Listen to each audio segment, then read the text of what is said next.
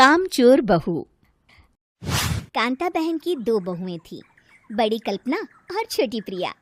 कल्पना का जैसा नाम वैसा ही काम।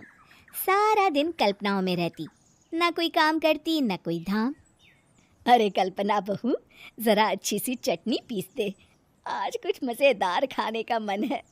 पेट में जलन हो जाएगी माँ जी बुढ़ापे में, और वैसे भी मेरा काम करने का वक्त शाम का है, अब प्रिया को ही बोल दो।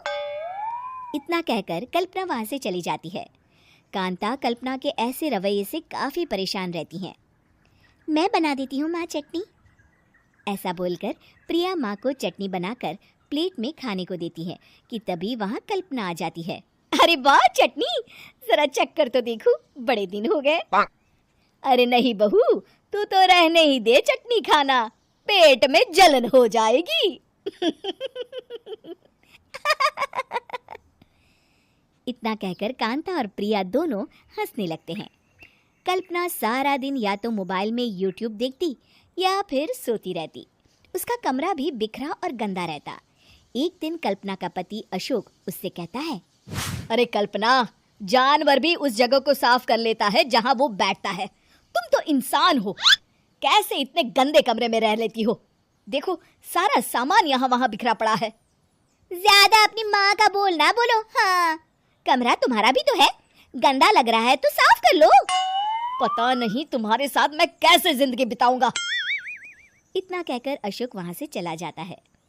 कल्पना बस खाना खाने कमरे से बाहर आती और फिर से कमरे में चली जाती। इससे कांता बहन काफी परेशान रहती। एक दिन प्रिया कांता से कहती है, माँ, मैं सारा दिन काम करके थक जाती हूँ, आप कल्पना दीदी से कहिए ना कि सुबह और शाम का काम बांट ले। मैं तो अब सिर्फ एक वक्त का ही काम करूँगी। हाँ। अरे तू वो भी ना करना, एक बहू तो कामचोर थी ही, दूसरी भी आ गई काम ना करने के बहाने लेकर। तभी वहाँ प्रिया का पति रमेश आ जाता है। माँ, मैं देख रहा हूँ भाभी कोई काम नहीं करती, प्रिया सारा दिन घर और रसोई का काम करती है, अब कुछ करो ना माँ। कांता मन में कुछ सोचती है और कल्पना के पास जाती है। कल्पना फोन पर मेकअप करना देख रही होती है। कल्पना, तुम सारा दिन बस मोबाइल देखती हो, घर का कोई काम भी कर लिया करो। प्रिया सारा दिन काम करके थक जाती है, आज से मैंने फैसला किया है, एक वक्त का काम तुम करोगी, सुबह का खाना तुम बनाओगी और रात का प्रिया। आप लोगों ने काम को हव्वा बना रखा है। अरे पता नहीं थोड़ा सा ज्यादा काम करने में आप लोग घबरा क्यों जाते हैं। और हाँ, बहुत ज्यादा प्रिया की तारीफ मत करिए मेरे सामने, बड़ी बहू तो मैं ही रहूंगी। मैं कुछ नहीं जानती, कल सुबह मुझे वक्त से खाना चाहिए, रसोई में आ जाना, वरना कल से तुझे खाना नहीं मिलेगा। अगली सुबह कल्पना रसोई में नहीं आती है।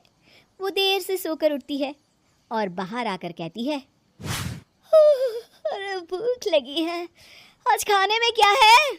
इतनी देर हो गई, आज किसी ने मुझे उठाया भी नहीं, पता नहीं कहाँ है सब। कल्पना को घर में कोई नहीं दिखता।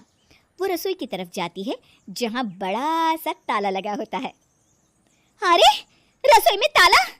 ओ, मैं तो भूल ही गई थी, माँ ने आज से सुबह का खाना मुझे बनाने को कहा था। हे भगवान, इतने लोगों का खाना बनाना क्या आसान है? तभी घर के सारे सदस्य बाहर से वापस आते हैं। वाह माँ जी, मजा आ गया छोले भटूरे खाकर। मेरे मुंह में तो अभी भी स्वाद आ रहा है। अरे कल्पना, तेरे भरोसे रहते तो हम तो भूखे ही रह जाते। कल्पना को बहुत गुस्सा आ जाता है। अब बहुत हो गया, आज से मैं अपनी रसोई अलग कर रही हूँ, मैं अपना खाना खुद बना लिया करूंगी। कल्पना अपनी रसोई अलग कर लेती है, पर आए दिन उसका देर से उठना और काम न करने की आदत से वो भूखी ही रह जाती थी। उसी के सामने घर के लोग अच्छे अच्छे पकवान खाते और कामचोर कल्पना को जैसे तैसे ही खाना बनाकर खाना पड़ता। पर एक दिन तो हद ही हो गई। माँ, दीदी आज सुबह से कमरे से बाहर नहीं निकली, हमें जाकर देखना चाहिए। सो रही होगी कामचोर कहीं की, पर तुम कहती हो तो चलो देख लेते हैं उसे। कल्पना कमरे में पेट पकड़कर बैठी होती है। हाय मेरा दर्द, पेट दर्द के मारे मर रही हूँ मैं।